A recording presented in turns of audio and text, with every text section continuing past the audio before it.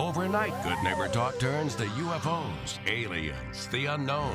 It's Coast to Coast AM overnight every night on WGNS Murfreesboro.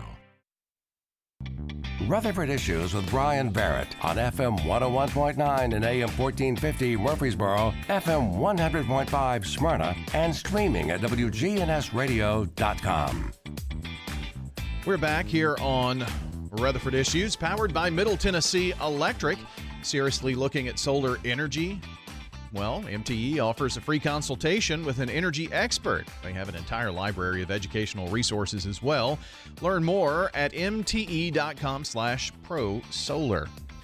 We are going to be talking about Cannon County Save today. Lisa Baird joins us here in studio. And Lisa, good morning. Good morning. Thank you for having me. Absolutely. It's been a little bit, but sure has. Glad we've had the time to catch up today. And thank you for my gift of salsa, too. Oh, you're welcome.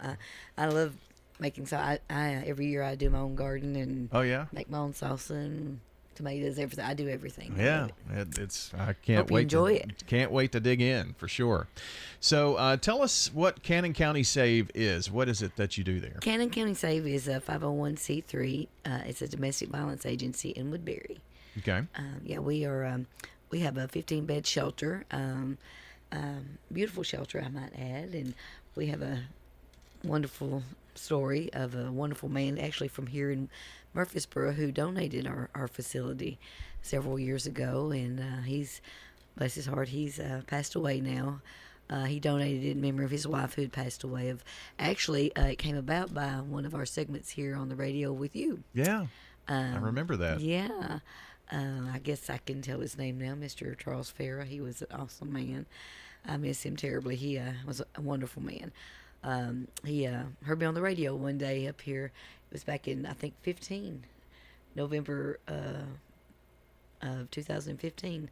I did a segment with you, and he heard me talking about the need for our shelter and everything. And lo and behold, he actually purchased that building for us, which we are now in. And he bought it in memory of his wife, Miss Pat, who had passed away.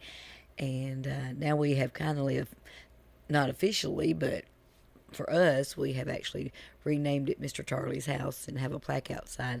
His son and daughter-in-law helped us get a plaque and then renamed it Mr. Charlie's House because he used to come down and visit us a lot and bring apples and things for the kids, and he was just a wonderful, sweet man. Yeah. Yeah, he's passed away. He passed away, I think, in December of 19, and just a sweet, sweet man. Did a lot for not only Rutherford County, but of course Cannon County too. Oh yes, had just a wonderful, wonderful heart, a gracious heart, giving heart. And no telling how many lives that shelter has changed now. Oh, he has, and to tell him that what he'd done, and he just say he didn't, that we were the ones doing the work, but I mean he didn't really want any thanks or any, anything. He was, like I said, he just, I couldn't thank him enough for what he had done. Yeah. And his son and daughter-in-law now are just, I just so appreciate them, what they do now for us. Well, that's a secret that I've kept all these years too. I didn't know that, but I remember him calling and wanting to know who was that. Do you have contact information on who that was on the air with you? And so I gave it to him, and you came back probably a couple of months later, and it was you were moving in. Yeah, it happened so fast. It was unbelievable. It was amazing, and then the outpouring from the community, and all that came and helped furnish the building, because we were like, how are we going to furnish the building? I don't have any beds or anything for people to sleep on, and people came in and made sure we had beds and dressers and just everything. Yeah, it's It quite. was an awesome story. It was a good God story. I tell everybody all the time. I don't care whether you believe or not. When you hear the whole complete story in its entirety, you can't tell me that all that just happened. Yeah, and it takes a lot of volunteer effort. It does, doesn't it, to run a shelter? Oh, it does. And we love our volunteers. Volunteers are awesome. We have a wonderful volunteer coordinator, and I have to give her kudos. Tracy is great. She makes sure that all of our volunteers, she coordinates everything, gets everything done, and keeps up with the hours and everything. And she is awesome. But we love our volunteers because they do everything. And we have some that do like maintenance stuff, and we have some that do yard work and just whatever. And then we have some that'll go to court with clients and sit with them and just be support and help them get through a hard time, because they're scared to go to court alone. We have them do all kinds of things, and without our volunteers, it's hard. Sure. How long has Cannon County Save been in existence? Well, originally it started in 2003, but the doors had been closed and shut down. So I became director in July 1 of 2008, and I started then. And like I said, the doors were closed, and we got the doors back open in 2008, and we've been going strong ever since. Mm-hmm. So it's been interesting. I can imagine. So, oftentimes it's funding issues. Yes. So you've apparently found some secret sauce, at least, to keep the doors open this many years. Oh, yes. We receive funding from the state and the federal government. Of course, we're working now on our emergency fund, which, we're trying to get it up and running really well because sometimes, unfortunately, the state and the federal government is slow in getting their money to us. So we're working on building our emergency fund, which that will be in place. So when that money is slow, we'll have that to rely on in cases if there's a government shutdown or in situations like we've had recently where they were slow getting their money to us because they had some issues with people being turned over, I guess turnover in people working for the state. And so they didn't get our reimbursements to us in time. And so we were worried about our lights being paid, our bills being paid and everything. So we were trying to figure out how to keep everything going. And so, we were trying to create an emergency fund, and we're trying to do that now. So in the future, we don't have to struggle when that happens. Sure. And so now we're working on trying to build that up. So we're working on fundraisers and working on trying to find, corporate agencies that will donate to help build that. And then that's kind of a stopgap. Yeah. So if you do have to dip into that, then when monies come in, you can replace it and keep that fund there going. Yes. Yeah. Well, that but makes sense. But we've got it built up first, So it's been interesting because, like I said, sometimes the state and the federal government, people say, oh, well, they get money from them. Well, yes, we do. But sometimes the powers that be don't get that money to you in time, and then you're struggling to make ends meet, So. And that takes time away from you helping those who come to the shelter for help. Exactly. And we stay full because there's only 36 shelters in the state of Tennessee. And let me say that again, 36 domestic violence shelters in the state of Tennessee. And so, and we all stay full because, the statistics for domestic violence are crazy. It's 1 in 3 women will be victims of in their lifetime. And men, yes, men are victims as well. 1 in 7 men will be victims of domestic violence too as well. Because I have men that say, well, I can't be a victim. Well, yes, you can. But, and we have worked with men too. And it's 1 in 20 seniors because people don't think about that as being a domestic violence victims. But yes, seniors, children, I think it's 3.5 million children every year exposed to domestic violence. And of those, 60% report being physically or sexually assaulted. And that's just reported cases. There's probably more. Mm. But, and we see a little bit of everything, every day. And, we do everything from court advocacy, orders of protections, counseling, 24-hour crisis line. We help them with emergency shelter, food. We help them find jobs. We help them find permanent housing. We help them move into their permanent housing. You name it, whatever they need to become self-sufficient and abuse-free. That's what we do. Yeah. Do you ever sleep? Sometimes. We try. But, we get calls in the middle of the night. But, that's what we do, Mm-hmm. And you mentioned the shelter. stays full. And just imagine, it was not that long ago that there wasn't a shelter. So Exactly. I mean, I'm not. What did you do then? Well, Temporary if they housing went to or something? shelter, they had to go out of county, and a lot of them wouldn't go out of county because of, Yeah. They wouldn't go for services out of county because they were afraid to, because if they had family or whatever. But it's hard, and sometimes now we coordinate with other shelters out of county for safety issues. Because if they know Where the shelter is, we have to transfer them to another shelter. And same thing with other shelters, we will transfer them to another shelter. Theirs will come to us, and vice versa. You Right. see what I'm saying? Yeah.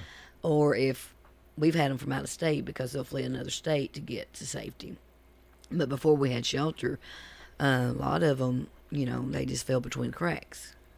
Well, thankfully that's not a problem now. Oh yeah, and we've had some that we've lost some. We had one last year that was our neighboring county, in DeKalb County, that was killed last year. It was a real sad case, and she had called me several times, and I had begged and begged and begged and begged and tried to get her to come in shelter, and she wouldn't because she was scared.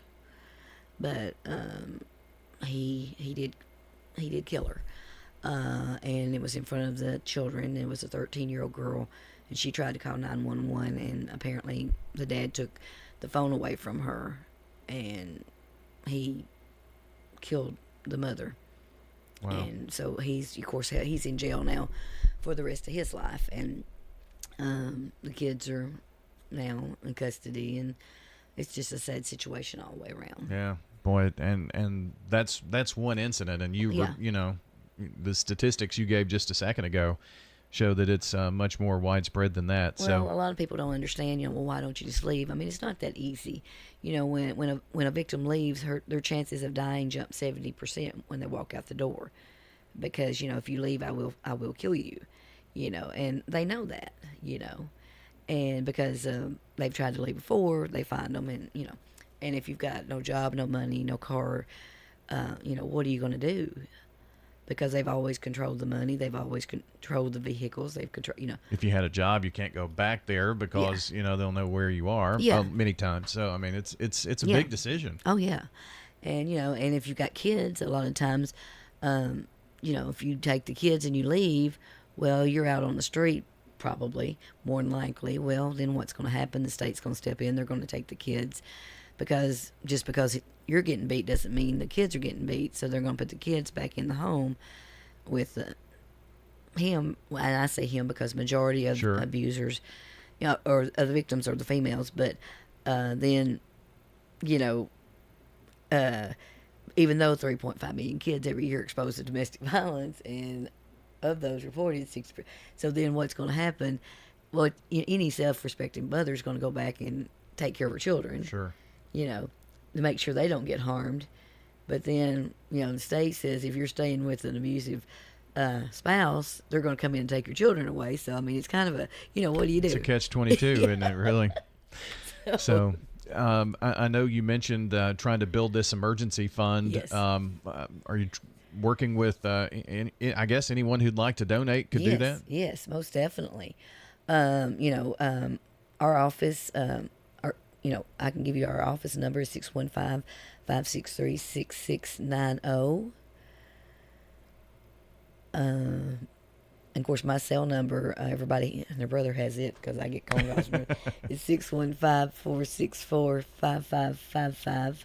I'm the director there. And we do have a Facebook page, which is Cannon County Save. But you can call, and we'd be glad. We've had people want to come and sit down and have an appointment, come and see the shelter. We love for anybody that wants to come and see us to come in, that wants to donate to our agency. We love for them to come down and sit down and talk. If they want to tour the shelter, we don't mind that at all. If you want to see our 990, we gladly give you our 990 and let you see that. Because I know some people have when it comes to 501c3, sometimes Sure. they say, we would gladly show you our books and let you see what we have. We no, we and of course you could even meet our board. We have a wonderful board. They're very hands-on. Our board is great. They work fundraisers. They do whatever they need to. They're very supportive. Anytime I need anything, I call them and say, "Hey, look, we need this or we need this," and they'll try and help do whatever they got to do. Right. Well, that's good to have all of that support. I tell you what we'll do. The podcast that'll go up on the website, we'll be sure to put links to the Facebook page and the phone numbers there for those who would like to donate. And every little bit helps when you're building an emergency fund. So. Oh yeah, like I said, that's what we're working on. But and then of course, like I said, if you need help, please call us, because if you're in a domestic situation, you know you're not alone, and we don't want anyone to be harmed, and we'll help you in any way we can. And you can call us day or night. And like I said, we're 24/7. And we have picked people up in the middle of the night. We have whatever we've got to do. Because, love's not supposed to hurt. That's true. Very true. And we'll do whatever we can to keep you safe. Lisa, it's been awesome catching up with you today. Thank you so much for having me. Come back anytime. Thank you. All right. That is Lisa Baird joining us with Cannon County Save. And again, if you want to find out more, check out their Facebook page. We'll put all of this on the podcast at WGNSradio.com. Thank you so very much for being a part of the show today. Hope you have a wonderful day. We'll see you back here next time for another edition of Rutherford Issues. Greetings, friends. This is Lenny Farmer with the Jennings & Ayers Funeral Home